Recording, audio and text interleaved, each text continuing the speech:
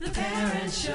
Want to feed 'em, books to read 'em, get a clue on what to do. Angela will guide you through The Parent Show. Lots of hubs on the run, all together, everyone. Ask the questions, spark a fire, meet the people who inspire. Oh, oh, The Parent Show, when you need to know. The Parent Show.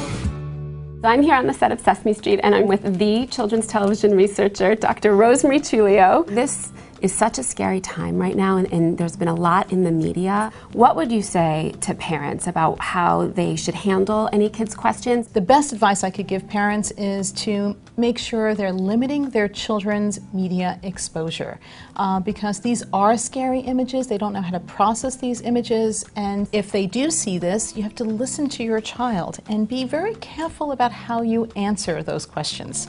Try not to give your child too much information. Sometimes a child will ask, is an earthquake going to happen here?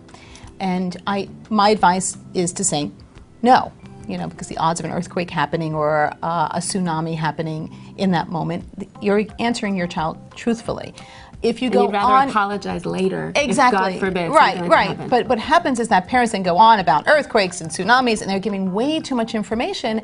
And the more information you give the child, they tend to get even more anxious because they don't know what to do with this information. Have you addressed any of these fears specifically with any of the characters on Sesame Street? On Sesame Street, when 9/11 did happen, we responded, but we responded in an age-appropriate way.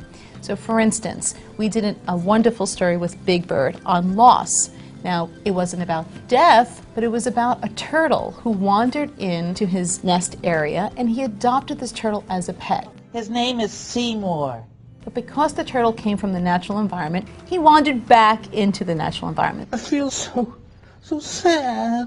So what we did is we provided children these coping strategies for how to deal with loss. And I think these are the strategies that parents can use. When a child loses a pet, that's real to a child. Validate your child's emotions and give them the words, give them the labels to these emotions, because that sometimes is hard for children. They feel things, but they don't know how to describe what they're feeling. They don't have the vocabulary, they don't have the language. What would you say to people who think that we shouldn't shield our kids to the realities of the world?